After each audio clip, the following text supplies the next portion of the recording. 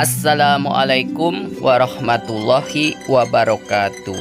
Wilujeng enjing barudak kumaha daramang mugia urang aya dina kawilujengan. Tepang deui sareng paparman dina pangajaran bahasa Sunda dinten ayeuna.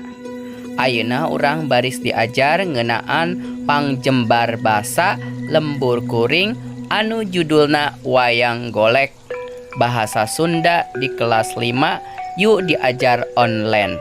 Mangga nu teu acan subscribe heula. Hatur nuhun wilujeng nyakseni.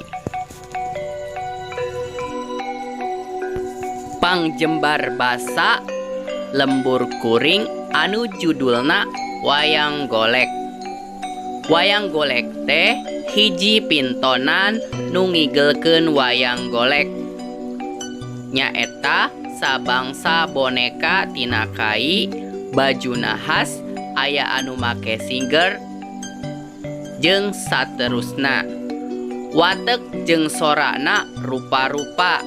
Pintonan wayang golek dipidangkeun ku dalang, dihaleuangkeun ku sinden kalawan dipirig ku panayagan.